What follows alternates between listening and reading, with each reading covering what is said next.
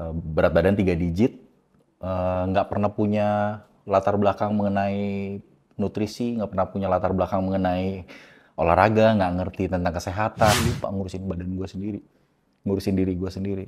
Tiba-tiba gue bilang, gue mau turun 20 kilo. Dan itu teman-teman gue semua tepuk tangan, gue yang pusing. Gimana caranya?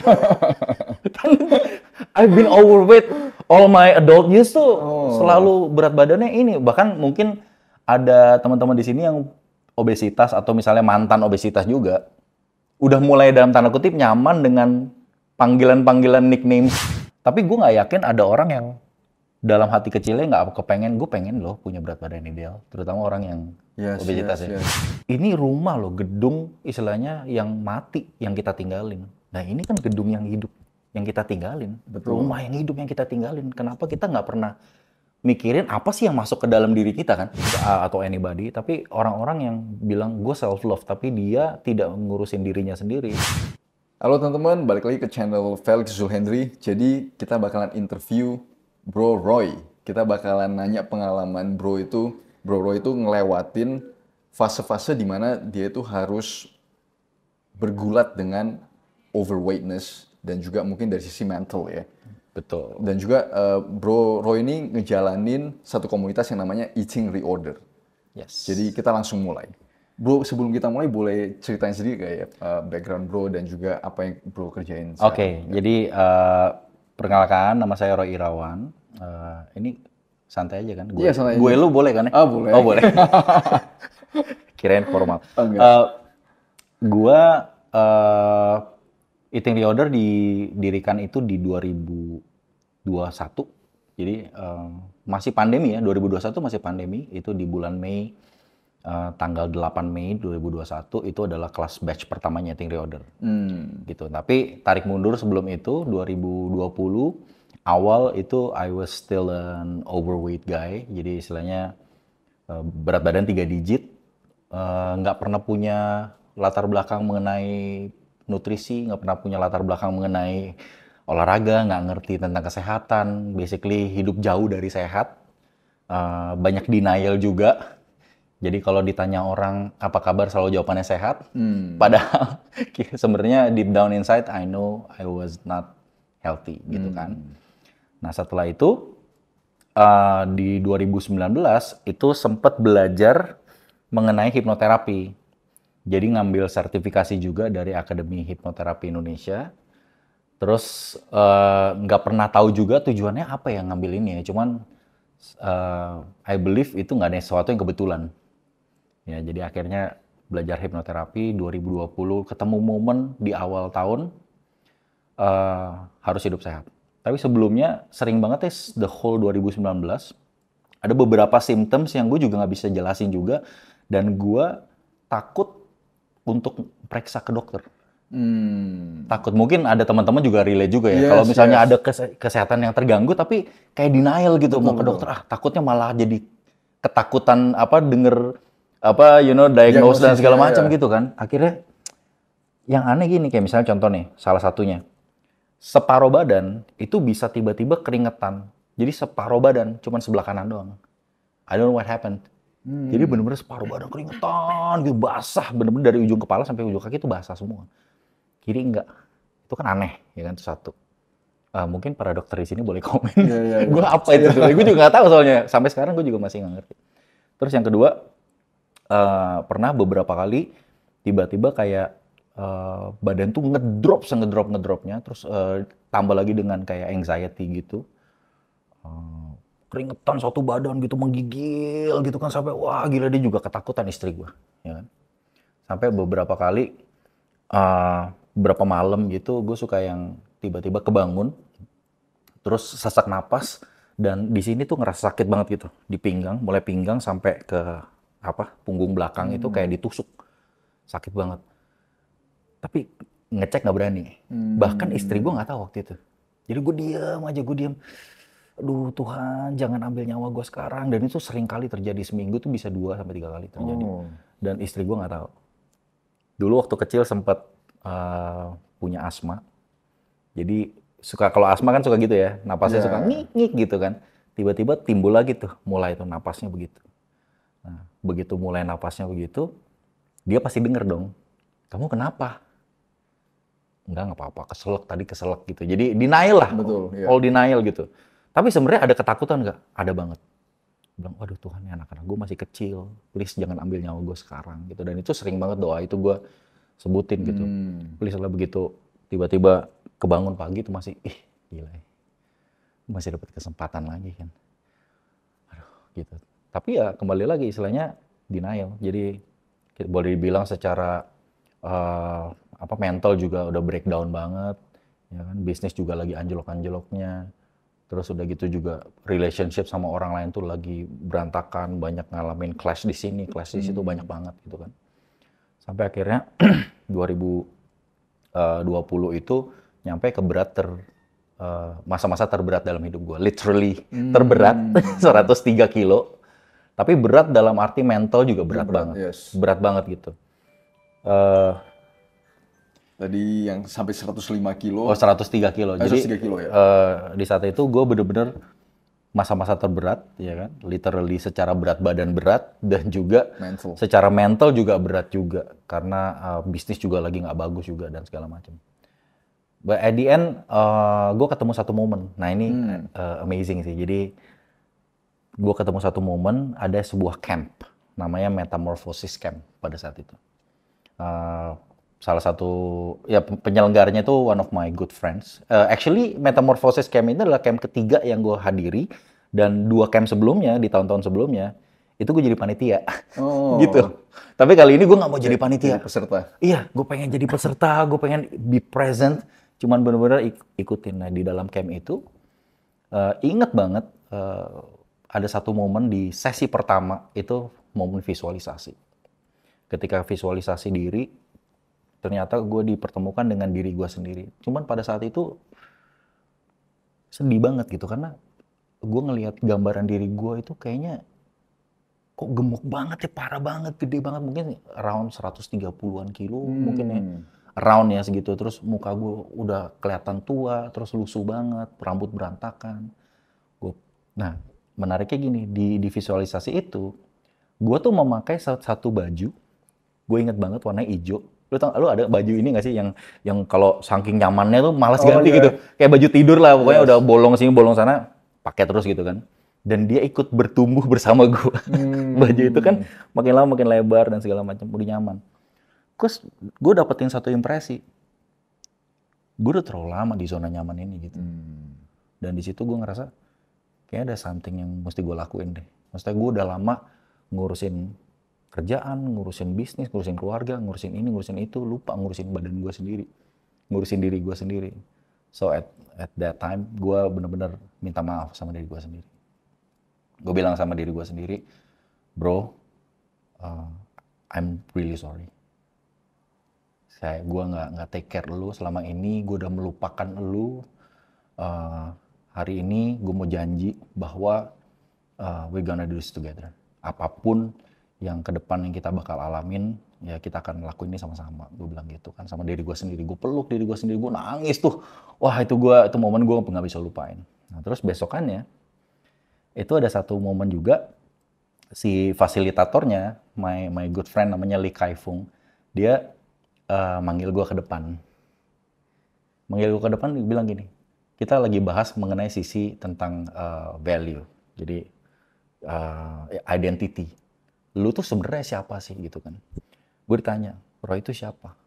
Gue bilang, Roy itu orang yang lucu, gue bilang gitu. Karena di situ semua kurang lebih 100 orang, itu teman-teman gue semua, satu komunitas. Dan di komunitas itu mereka tahu bahwa kalau misalnya mau cari apa-apa yang ngurusin acara, Roy aja. Kalau misalnya mau cari orang-orang yang istilahnya mau tampil, jadi MC, jadi whatever gitu ya, Roy aja. Pasti gue mau. Kenapa? Because at that time, yang gue baru sadari sekarang, saat itu gue lagi cari yang namanya yang namanya apa sih? Rasa diterima. Oh, I see. You know? Ternyata setelah gue ngerti, oh ternyata gue itu punya masa lalu yang gue ngerasa nggak diterima, diperbandingkan dengan orang lain. Jadi ingin tampil terbaik, ingin tampil kelihatan bahagia di mata orang, ingin tampil yang terbaik, menampilkan, even sampai apapun yang gue posting di sosial media, gue pikirin gimana orang akan melihat gue. Gue rasa mungkin ada beberapa teman-teman di sini juga yang mungkin relate juga gitu. Gue nge-post apa ya, ntar ada yang like nggak ya, gitu kan. Ntar yang like berapa orang ya, kayak gitu. Itu tuh bener-bener, wah gila kan. Tapi lama-lama capek juga ya. Betul. Ya kan, akhirnya gue dari situ, dia bilang, kenapa harus jadi lucu? Dia bilang gitu. Iya, kenapa harus jadi lucu? Dia bilang gitu. Ya, I wanna make people happy, gue bilang gitu. Terus, lu punya anak kan? Lu one day mau nggak sih lihat anak lu berhasil, sukses gitu, ngeliat anak-anak lu tuh married one day gitu kan? Ya mau dong gitu. Terus dia nanya satu hal gini, kalau lu sakit jantung, lu masih lucu lagi nggak? Man, itu pertanyaan itu langsung nusuk di hati gue, terus gue bilang iya, nggak lucu sih, gitu. So, perlu jadi Roy yang seperti apa? Oke. Di saat itu gue tulis, gue perlu jadi orang yang bertanggung jawab terhadap diri gue. Gue tulis banyak hal di papan itu disiapin. Terus satu hal yang gue tulis juga, Roy itu adalah orang yang penuh cinta. Perlu jadi Roy yang penuh cinta. Gue bilang. Terus gue baru disadarin, dia bilang gini, penuh cinta itu dua arah loh. Bukan cuma lu mencintai orang lain, tapi kalau kita nggak bisa mencintai diri kita apa adanya, mencintai diri kita dengan tulus, kita sulit untuk mencintai orang lain. That's why gue tahu, mungkin karena itu gue punya masalah banyak dengan relationship sama orang lain. Karena gue tidak mencintai diri gue, dan istilahnya mencoba untuk memperbandingkan diri gue sama orang lain terus, sampai akhirnya gue stres sendiri kan, gitu kan. Nah singkat cerita dari situ, dia tanya, mau mulai dari mana? Gue nggak tahu apa yang merasuki gue pada saat itu. Tiba-tiba gue bilang, gue mau turun 20 kilo. Dan itu teman-teman gue semua tepuk tangan gue yang pusing. Gimana caranya? I've been overweight all my adult years tuh. Selalu berat badannya ini. Bahkan mungkin ada teman-teman di sini yang obesitas atau misalnya mantan obesitas juga. Udah mulai dalam tanda kutip nyaman dengan panggilan-panggilan nicknames yang orang kasih. Kayak misalnya yang paling common mestinya kayak apa ya, dude gitu ya. Kalau di sekolah nih, dude pakai, kayaknya jadi lama-lama jadi nyaman gitu. Dipanggil dude itu nyaman. Gue malah dulu punya julukan nih teman-teman gue, mungkin kalau yang dari Atma Jaya kuliah ya, suka manggil gue bakso ikan bro. Karena gue bulat dan putih ya kan. jadi anak-anak Atma Jaya 2000. Ya gitu, jadi bakso ikan kata gitu. Terus udah gitu pindah komunitas lagi, nama gue jadi berubah. Nama gue jadi Broy, singkatan dari broiler. Ya gitu-gitu lah. Jadi istilahnya banyak hal-hal yang akhirnya dalam hati gue sebenarnya nyelekit juga ya. Mungkin dalam hati kecil, betul. Gitu. Tapi at the time istilahnya karena gue butuh rasa diterima itu, jadi gue ya udah, ya serah. As long as makes you happy ya udahlah, gue terima-terima aja gitu kan. Tapi gue nggak yakin ada orang yang dalam hati kecilnya nggak kepengen, gue pengen loh punya berat badan ideal, terutama orang yang obesitas ya. Gue nggak yakin sih, nggak, maksudnya yang gue perhatiin nih, banyak orang yang akhirnya bersembunyi atau punya kedok self love. Exactly. Padahal mereka nggak ngerti apa arti self love sebenarnya. Self love buat mereka tuh ya udah menerima diri apa adanya. Tapi pertanyaannya, apa adanya lo itu nggak dengan tambahan-tambahan lemak yang lo kumpulin selama 20 tahun itu kan? Dan maksudnya, kalau gue ngeliat sih, justru self-love itu dimana kita harus berubah menjadi berat badan ideal. Maksudnya, at least we try. Karena we are loving ourselves dengan menjaga badan kita yang cuma satu ini. Benar. Kemarin kita baru ada conference kan, tanggal 30 September ini. Aderai ada ngomong satu menarik. Ini kayak misalnya di rumah kita deh gitu kan. Siapa yang mau masuk ke rumah kita bener-bener jaga kan. Maksudnya nggak sembarangan orang masuk ke rumah kan. Maksudnya istilahnya kayak contoh, apalagi dulu ya pas masa COVID itu kan, wah kita jaga banget tuh protokol, semuanya mesti pakai pakai masker dan segala macam. Ini rumah loh, gedung istilahnya yang mati yang kita tinggalin. Nah ini kan gedung yang hidup yang kita tinggalin. Betul. Rumah yang hidup yang kita tinggalin. Kenapa kita nggak pernah mikirin apa sih yang masuk ke dalam diri kita kan? Gitu, itu menarik banget gitu. Dan akhirnya dari situ gue baru nyadar, dan gue percaya bahwa nggak ada yang kebetulan dalam hidup. Karena setiap kali kita pengen sesuatu, entah gimana caranya, entah mungkin dengan cara yang kita nggak pernah sangka-sangka juga, Tuhan tuh bekerja lewat semua alam semestanya ini untuk deketin kita sama tujuannya. Gue sih percaya itu ya. Jadi tiba-tiba ada teman gue yang ngajakin, ayo Muay Thai yuk bareng gue gitu kan. Atlet pon ya ceritanya kan. Terus ini ayo nge-gym kok sama gue gini kan segala macam. Terus tiba-tiba ada yang bilang, gue ke dokter nih turun 12 kilo. Dokter ya, nutrisi. Oh ya udah. Gue minta nomor teleponnya, saat itu juga langsung kontak. Langsung bikin janji tanggal 13 Maret. Di Instagram gue masih ada tuh tanggal 13 Maret ketika gue pertama kali ntar kalau mau videonya ada gue. Oh, iya. Ada. Pas gue jadi gue kayak mengikrarkan diri gitu loh. Istilahnya gue mau gini gitu. Gue pengen punya berat badan. Gue pengen turunin berat badan, gue pengen hidup lebih panjang, gue pengen istilahnya buat keluarga gue tuh bisa melakukan hal yang berguna buat banyak orang dan segala macam. Dan ternyata Tuhan denger, bro. Iya kan? Sepanjang 2020 gue dipertemukan dengan orang-orang yang nanya sama gue gimana caranya. Karena setiap 2 minggu sekali gue update tuh waktu itu. Gue terus gini. Ayo kita bikin meeting Zoom yuk barengan gitu. Happy-happy aja gitu. Terus gue live IG setiap 2 minggu sekali. Dari situ gue tahu bahwa gila ternyata banyak banget orang di luar sana tuh pengen banget hidup sehat tapi nggak tahu caranya. Dan mereka butuh komunitas gitu kan. So akhirnya di 2020 akhir ada satu orang di saat mungkin waktu itu gue udah mulai mengerti ya mengenai nutrisi, mengerti mengenai dead mental block ini dan segala macam. Terus takut memulai sesuatu yang baru di akhir 2020. Ada teman gue satu, dia bilang sama gue gini, bro, can I call you my coach? Dia bilang gitu. Maksudnya, ya guide me. Gue butuh di guide nih gitu. Jangan gue bilang. Gue masih denial kan. Nggak, jangan gue deh. Other people aja. Lu ke dokter kayak lu gini. It's pandemic. Gue nggak punya dananya. Dia bilang gitu kan. Gue nggak berani janjiin apa-apa lo. It's okay bro. Gue nothing tulus. Dia bilang gitu. Maksud lu nothing tulus? Satu, gue udah ginjal 1 diangkat karena tumor. Terus gue pernah kena kanker paru-paru stadium 3. Terus gue udah pasang ring jantungnya. Terus gue juga ada diabetes, kaki gue udah hitam sampai diamputasi. Gue bilang, dalam hati gue gini, ini Tuhan ini bercanda ya kayaknya. Masa gue dikasih klien pertama, combo men. Gue bukan dokter, bukan siapa gue kan gitu. Tapi istilah gini, gue juga gak ngarepin apa-apa bro. Gue nothing tulus aja, tahun depan gue mati. Gitu kan, 2021 dokter bilang gue mati katanya. Oh udah sampai segitunya? Iya, sampai segitunya. Dia bilang, ya gue nggak sampai hati punya hati buat nolak gitu kan. Yep. Singkat cerita, oke, dengan satu syarat lu ikhlas aja, ikutin. Ya. Sebenarnya pada saat gue ngomong gitu, sebenarnya gue lagi bingung juga nih gimana caranya gitu kan. Tapi ya udah, akhirnya gue mulai kelas-kelas coachingnya sama dia gitu ya, private coaching waktu itu 2 minggu sekali. Gue guide dia, nutritional guide-nya gue kasih, terus udah gitu bantu dia ngatasi mental block-nya. Ternyata banyak hal-hal yang perlu diterapi secara mental. Gue bantu dia dan segala macem. Terus saat itu dia bilang, bro, gue kasih berapa sama lo? Dia bilang gitu. Maksudnya gimana? Iya, maksudnya gue tuh sumbangsi berapa sama lo? Nggak perlu, gue bilang gitu. Nggak, I do this as a friend gitu, gue bilang gitu. Nggak, jangan kayak gitu. Soalnya, gue kalau misalnya nggak digituin, nanti takutnya gue nggak komitmen sama diri gue sendiri. Ngerti, yes. So that's good kan, maksudnya itu kan dia pengen komitmen.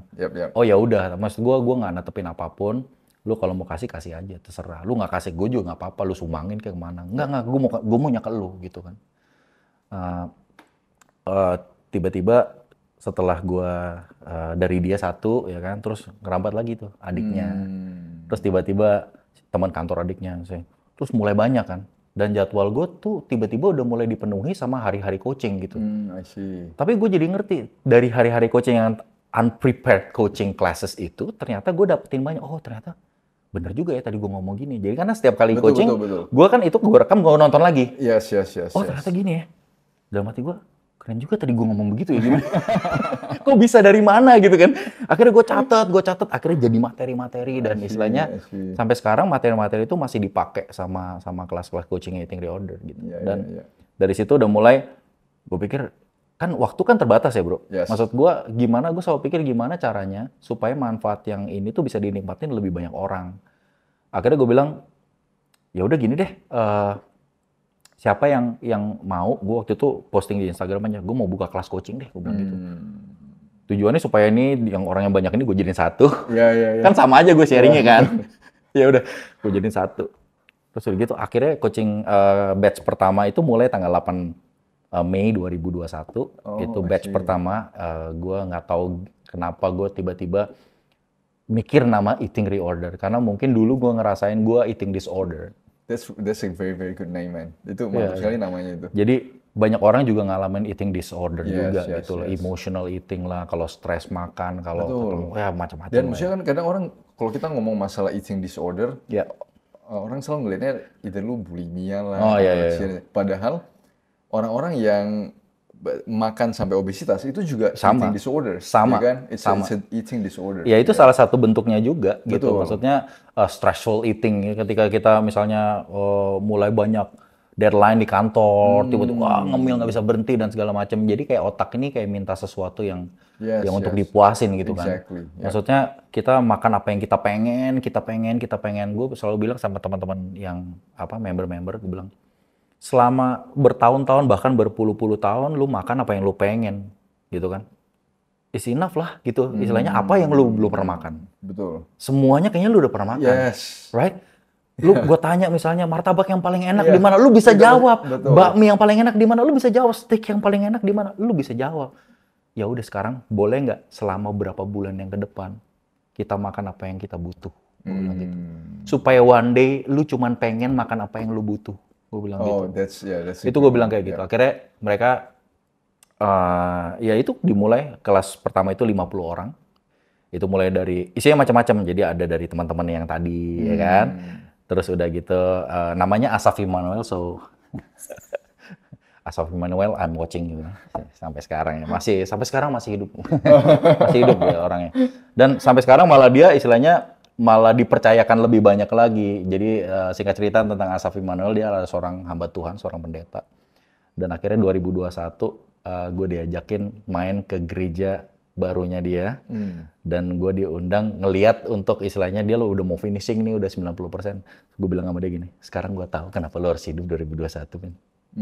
Lu mesti, Tuhan belum selesai sama lo, gue bilang. Gitu kan. Dan gue ngerasa banyak orang yang Tuhan tuh belum selesai sama hidupnya dia.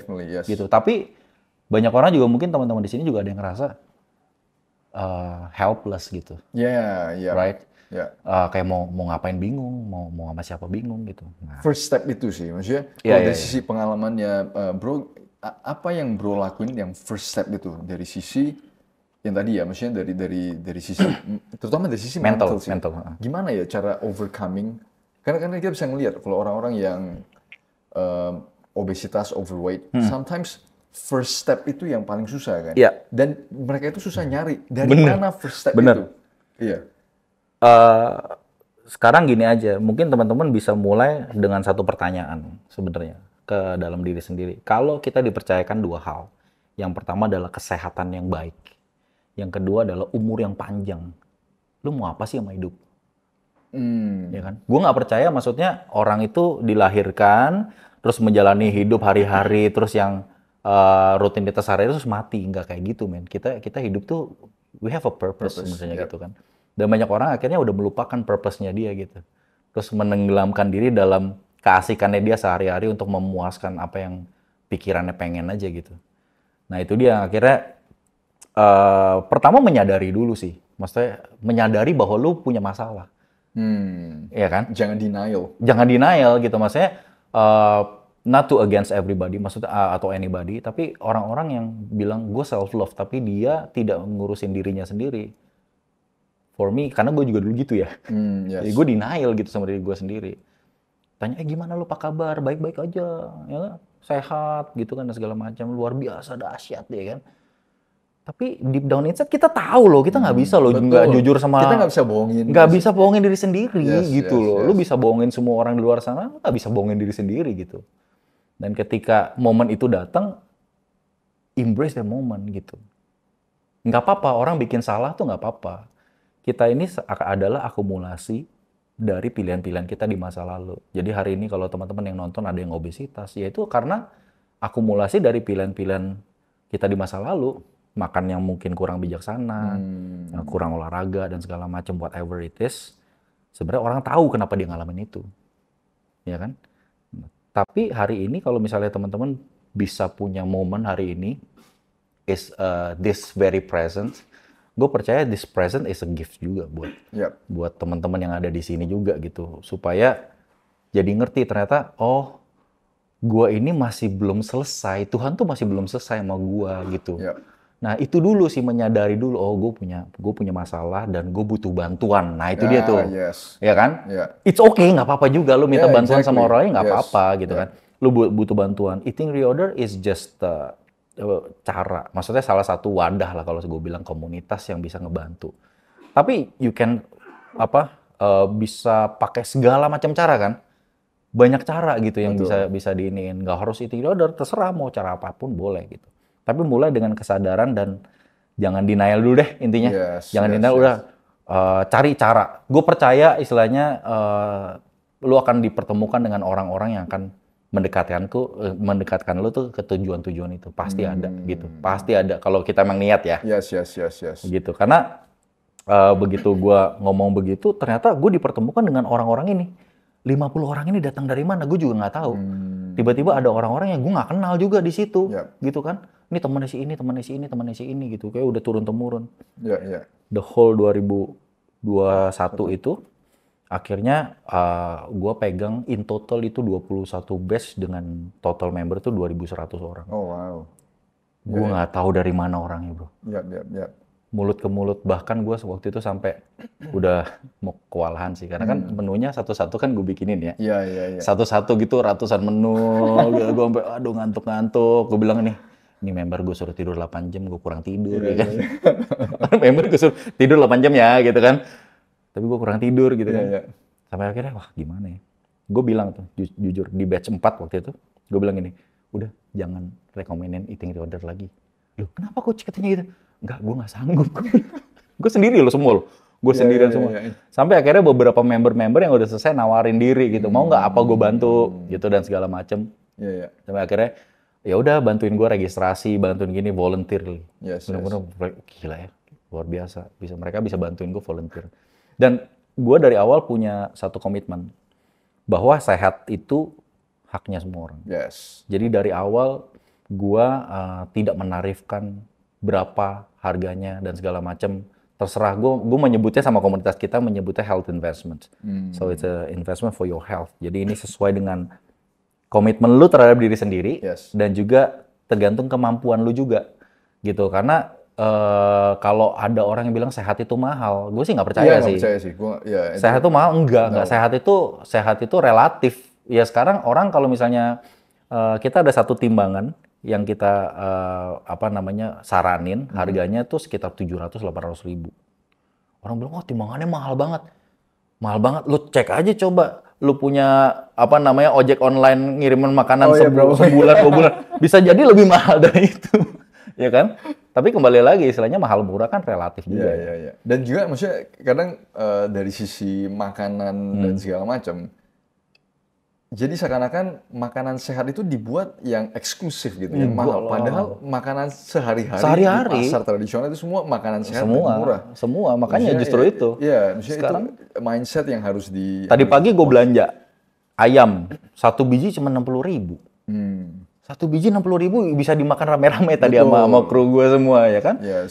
Tapi kalau kadang-kadang orang pikir, lu pesen martabak, ya don't get me wrong ya, gue doyan banget sama martabak gitu. Sampai sekarang masih doyan nggak? Masih doyan juga.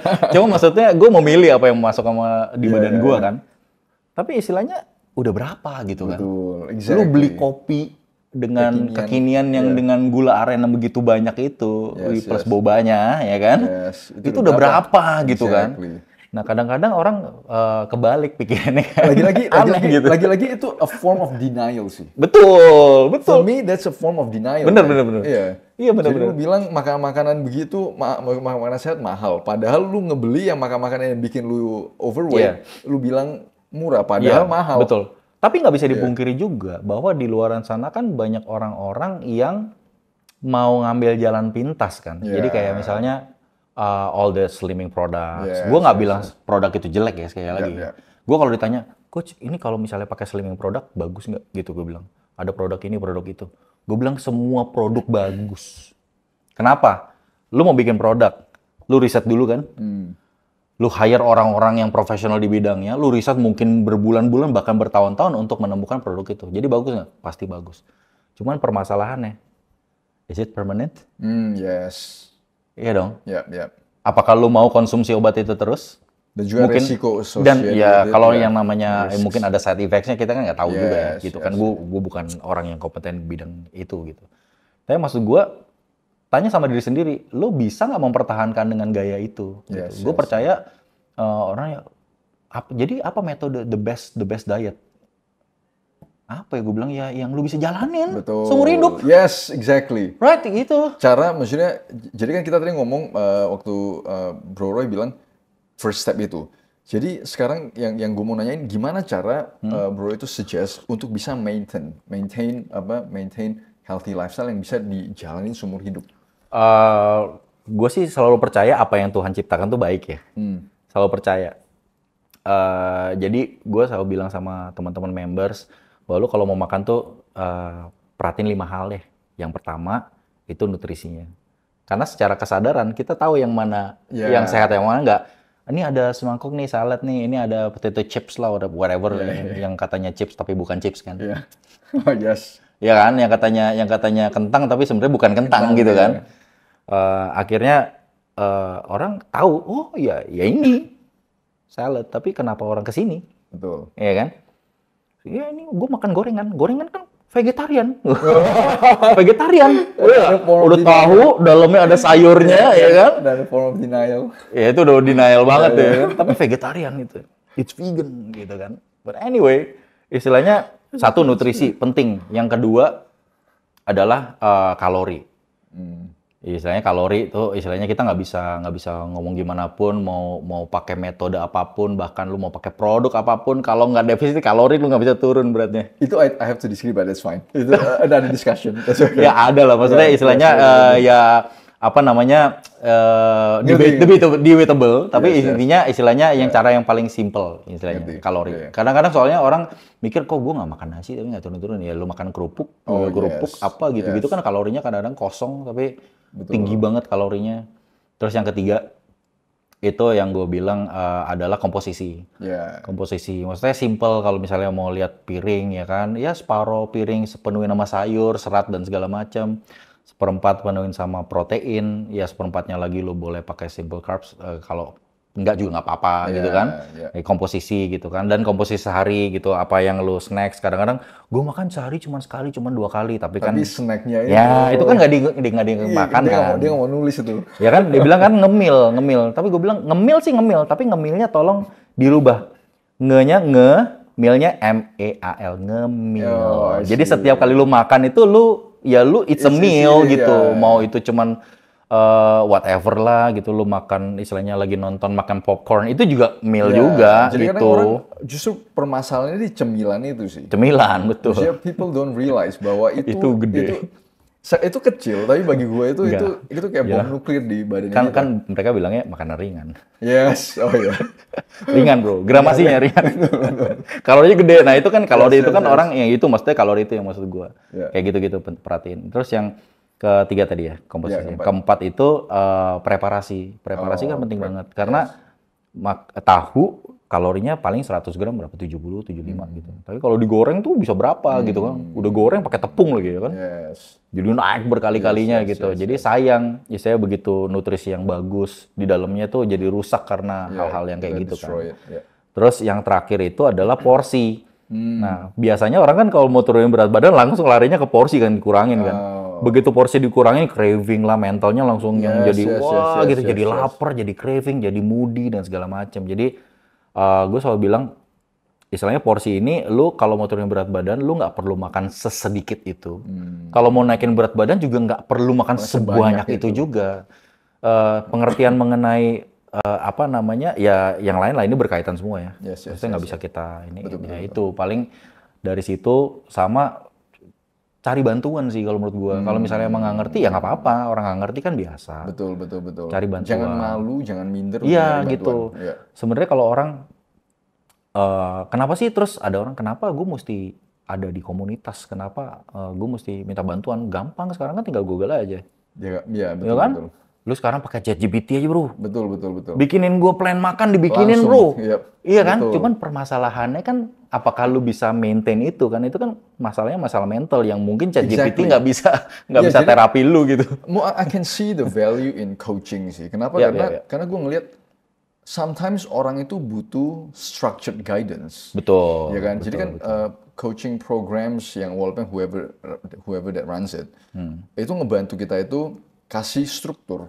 Betul. Ya kan? Dari sisi itu yang kadang gue ngelihat ada teman-teman yang kenapa orang itu bisa jatuh ke trap di mana getting overweight and obese karena tidak ada struktur yang nge-guide di mana maksudnya lu makan apa aja dan maksudnya nggak ada yang ngebantuin untuk narik lu lagi balik ke struktur itu loh. Dan satu lagi, kadang-kadang gaya hidup sehat, that's a different story loh. Yes. Iya kan? Yes, Kalau yes. lu bisa jalanin program apapun berhasil, tapi setelah itu bisa nggak mempertahankan. Nah itu justru itu kuncinya ya. itu kuncinya justru karena orang suka nanya sama gue, coach ini kayak perasaan belum diajarin nutrisi, kapan diajarin nutrisinya? Enggak. Jadi kelas-kelas kita isinya itu adalah tentang identity, tentang self love, tentang values, bagaimana lu menghargai diri sendiri. Kita ada satu kita kan slogannya makan tidur jalan-jalan. Jadi istilahnya makannya diatur, tidurnya yang cukup, terus kita ada exercise sehari-hari, udah jalan aja lah santai gitu kan. Nah sambil jalan itu kita sebutannya bukan cuma sekedar exercise. Gue menyebutnya itu adalah identity walk. Jadi pada saat lu jalan 1 jam misalnya, kan kita udah jarang ya, maksudnya ngomong sama diri sendiri gitu. Lu apa kabar lu gitu. Maksudnya istilahnya apa yang lu pengen hari ini gitu kan. Sekalian kan jalan pagi gitu kan. Sekalian dapat matahari kan udah lama jadi Dracula, nggak dapat matahari ya kan. Ya udah jalan, tanya sama diri sendiri, how are you? Ya kayak gitu-gitu, lebih ke kayak gitu-gitu kan. Tapi justru the funny thing is orang justru butuhnya itu sebenarnya. Exactly. Guidance mengenali diri sendiri. Bahkan jadinya banyak orang yang akhirnya selesai dari masalah mentalnya yang tentang berat badannya itu bonus doang. Tapi masalah mental yang lain kayak misalnya contoh nih, di kantornya tiba-tiba orang bilang gini, Mbak, kok lu sekarang lebih sabar ya orangnya? Ya kan? Lu kalau ada masalah tuh, kayak gimana, kita ada satu member namanya Siska ya, dia bilang gini. Teman-teman kantornya bilang gini, Mbak, lu sekarang punggungnya sempit, tapi sumbunya panjang, katanya gitu. Punggungnya sempit kan sumbunya panjangan, katanya gitu. Karena lebih sabar, nanganin apa-apa lebih sabar gitu. Terus banyak orang yang tadinya jadi minder, terus akhirnya jadi percaya diri. Begitu dia percaya diri, dia ketemu banyak opportunity, jadi dia berani nyapa orang dan segala macam. Banyak opportunity datang ke dia, kerjaan-kerjaan baru, urusan baru, dipercayakan banyak hal, dipercayakan sekarang jadi ketua asosiasi dan segala macam. Gue bilang gila ya, gue udah denger cerita kayak gitu ya. Di luar bonusnya tadi turun berat badan sama kesehatan yang baik, menurut gue that's amazing gitu. Maksudnya gue kalau denger kayak gitu, dan orang mungkin nggak sadar kali ya, maksudnya dengan kita itu jadi lebih sehat, otomatis our mental health sama our productivity itu naik, ya kan? Dan mens sana in corpore sano. Dalam tubuh yang sehat terhadap jiwa yang kuat. Itu gue selalu percaya sih. Sangat-sangat percaya gue, karena memang itu berkaitan kan, semua yang di dalam diri kita ini kan berkaitan. Kadang orang fokus, gue pengen kurus. Kurus juga belum tentu sehat, men. Iya kan? Gue pengen kurus, gue pengen turunin berat badan. Iya boleh lah, pengen kayak gitu boleh. Cuman first things first gitu istilahnya, beresin tentang identitas diri lu sendiri. Jangan-jangan selama ini teman-teman masih banyak pegang belief, mitos-mitos yang teman-teman percayai, yang dipegang sampai di pikiran bawah sadarnya dipegangin terus, padahal secara sadar kalau dibilang ini nggak works buat gua nih. Tapi dipegangin terus tuh banyak banget tempat kita. Yang katanya coach, emang kalau makan telur nanti kolesterol ya? Dari mana gue bilang gitu kan? Maksudnya lu dapat sumber dari mana sih? Kata orang. Kan always kata orang kan? Kata orang, kata si ini, kata si itu gitu kan. Belum lagi kata, ntar mitos lah apa yang katanya kalau nggak makan nasi belum makan ya kan? Nah, yes. Nggak makan nasi belum makan. Lah barusan lu makan kerupuk, makan apa ya kan? Makan bubur gitu. Terus apa lucu-lucu bro, member kita mau lucu-lucu. Terus kadang-kadang ada yang bilang, nanti kalau makan nasi kalau makan nggak habis nanti nasinya nangis lah. Whatever yang kayak gitu, orang Indonesia banget kan. Yes. Dan itu tuh dipegangin gitu, dan bukan cuma dipegangin, diterusin lagi ke anaknya. Mau sampai kapan generasi kita gitu-gitu terus kan? Yes. Lucu kan, dulu orang belum punya banyak informasi, percaya mitos. Sekarang orang kebanyakan informasi, bingung mau percaya yang mana. Yes. Berantem lagi. Ya, Yang ini percaya ini, yang ini percaya ini, yang ini katanya carnivore diet, yang ini katanya ketogenic, yang ini katanya intermittent, yang ini vegan lebih bagus. Bagus semuanya. Coach, program mana yang paling bagus? Yang paling bagus yang lu jalanin. Ya, mau ngomong apa? Yang bisa di-maintain, di mana kita dapat berat badan ideal, di mana kita lebih sehat. Maksudnya, yang bisa permanen sih, basically gitu loh. Yes. Jadi, kalau ditanya metode IR, eating reorder, apa ya? Ya, it's a combination of everything. Gue bilang kita we do intermittent fasting juga on certain level ya. Maksudnya gue nggak memberikan itu sama orang yang mungkin pengetahuan mengenai nutrisinya masih rendah gitu kan dan segala macam, kaget gitu, wah mulai langsung suruh puasa gitu kan. Suruh one meal a day, mampus ya. Makanya gue kadang nggak gitu setuju sih, di mana kalau orang-orang yang itu memulai dengan yang ekstrim, karena permasalahan gue itu, maksudnya yang gue ngelihat adalah permasalahan utamanya bukan itu. Maksudnya permasalahan utama adalah apa yang kita kerjain itu kesehariannya kita. Betul. Di situ kita perbaiki dulu, karena itu 95% permasalahannya di situ. Betul. Ya kan, begitu kita perbaiki 95%, nanti kalau mau optimize, ya you can optimize it. Iya terserah gitu kan, mau istilahnya cara itu kan, method itu kan bisa dicoba-coba. At the end, gua rasa nggak ada one method fits all, nggak ada. Kayaknya setiap orang nanti akan ini, cuman masih akan ketemu kan? Akan adjust gitu ya. Akan adjust, karena kan setiap orang punya kegiatan beda. Betul. Ada yang kerja shift, ada benar, yang harus datangnya pagi jam 5. Betul. Kan itu semua tergantung gimana mereka tuh beradaptasi. Iya, kan? Cuman terkadang istilahnya ada fase, gue bilang gini, ada fase belajar. Fase belajar itu kadang-kadang nggak enak. Kebiasaan yang lama, lu dulu nggak pernah bangun, sekarang harus bangun pagi, mandi pagi, sikat gigi, terus lu berangkat ke sekolah, dan segala macam. Dulu kan kalau anak kecil kan, aduh ngapain sih gua bangun pagi-pagi, ngapain mesti sikat gigi, tapi sekarang lu sikat gigi juga kan setiap hari kan. Jadi istilahnya memang untuk membuat sebuah habit baru nggak bisa dilakukan overnight. Itu benar-benar mesti dengan proses. Kadang-kadang harus ada orang tua yang ngingetin. Nah fungsi kami para coach itu gue selalu bilang sama mereka, kita ini banyak orang di luar sana tuh nggak punya privilege belajar makan. Mereka makan apa yang ada disiapin di mejanya mereka. Jadi gue nggak percaya ada yang namanya penyakit turunan. Menurut gue enggak, itu habit yang diturunin dari keluarga. 1000% setuju. Iya gitu. Jadi istilahnya, tapi gue percaya bahwa kalau satu orang bertobat, seisi rumah diselamatkan. Nah lucunya, eating reorder ini kebanyakan ibu-ibu ya yang ikut ya. Which is good bener, karena mereka yang siapin kan. Gitu. Jadi gue sama anak-anak gue juga sekarang bisa dilihat kalau misalnya snack itu udah nggak ada lagi. Yang kita apa ya, buah ya, sayur dan segala macam. Anak gue bisa nyemilin timun, bisa nyemilin selada gitu kan, romaine lettuce bisa dicemilin kayak gitu-gitu. Tergantung kita juga. Kan ada orang yang bilang, coach iya kalau aku sih masih bisa coach. Makan ngatur, anakku nih loh, aduh susah banget, maunya makan snack, makan gini-gini. Padahal kita yang ngatur kan? Kan lu yang beliin gitu. Kenapa jadi anak lo yang disalahin? Itu sih. Come on man, gitu kan. Betul, itu 1000%. Karena kan kita sebagai yang punya duit, maksudnya kita yang stok. Iya dong. Kalau misalnya kita nggak nyetok, malah mungkin dia makan. Prinsip gua sih, selama dalam tanda kutip ya, selama lo masih bisa dalam tanda kutip memaksa anak lo untuk makan sehat, lo paksa sampai itu jadi habit. Betul, harus build nanti one day mereka akan ngerasain sendiri kalau misalnya mereka udah bisa mandiri dan segala macam, mereka akan ngerasain sendiri kok manfaatnya gitu kan. Nah itu dia, jadi istilahnya eating reorder berkembang. Cerita dikit mengenai our community ya. Jadi komunitas kita itu sampai sekarang berkembang, kita punya 43 coaches ya, termasuk gua ya, dari 2021, berarti sekarang 2,5 tahun kurang lebih. 43 coaches, semuanya dari members. Semuanya dari members, mereka yang voluntarily mau jadi assistant coaches dulu, nemenin coachnya gitu kan, dan segala macam. Abis itu kita berikan mereka ruang untuk menjadi dampak buat orang lain. Kalau lu ngerasain ini adalah sesuatu yang bisa membuat lu hidup sehat dan berdampak baik buat diri lu, kenapa nggak lu sharing ke orang lain juga? Karena gue yakin banyak orang di luar sana tuh pengen mendambakan gimana caranya gitu kan. Nah, sampai akhirnya mereka ikut sertifikasi, mereka jadi coach.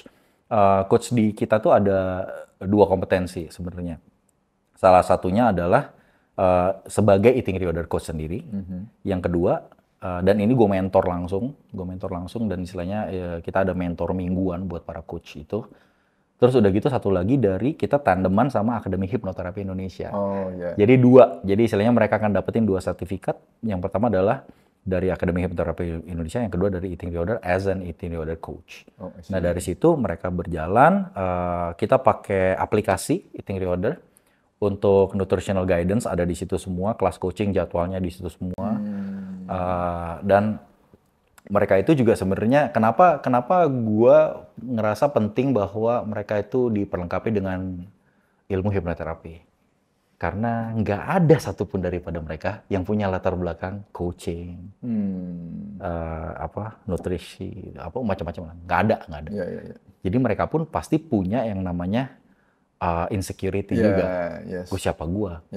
Kok nge-guide orang hidup sehat? Padahal tahun lalu mungkin gue juga nggak sehat juga, sama kayak gue kan dulu kan gitu kan.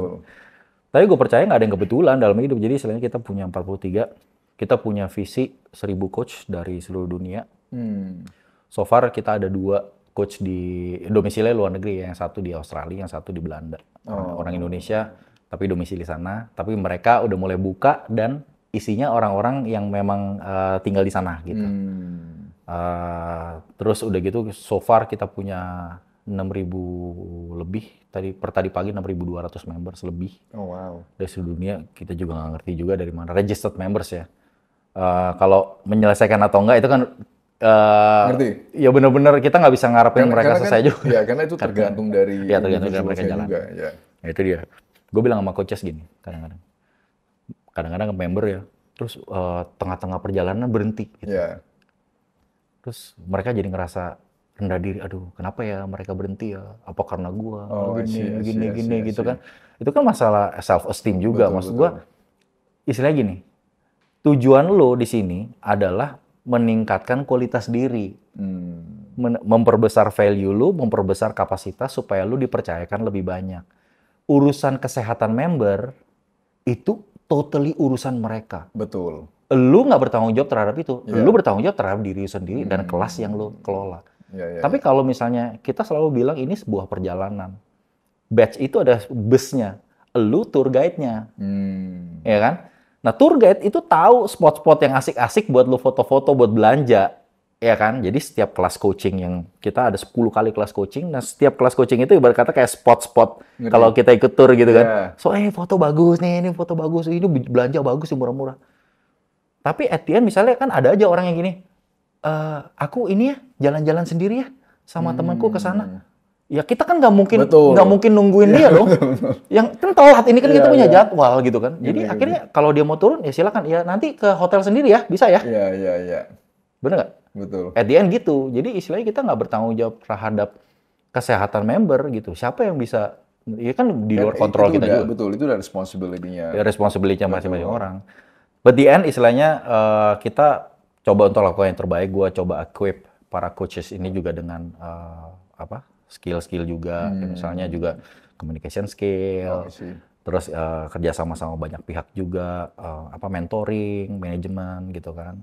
Supaya mereka juga, gue harapin mereka bukan cuma jadi pribadi yang sehat doang, tapi benar-benar jadi punya value lebih banyak aja gitu dalam hidup gitu. Jadi ya so far gitu sih bro, seru banget sih. Sounds good. Oh man, really good. Jadi thank you so much bagi teman-teman yang udah tongkrongin.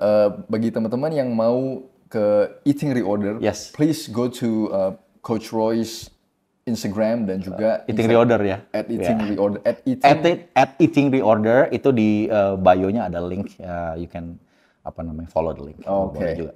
Yes, thank you so much guys. Semoga ini bisa bermanfaat. Kalau bagi gue sih very eye opening. Thank you so much guys. Thank you so much. Thank you Felix.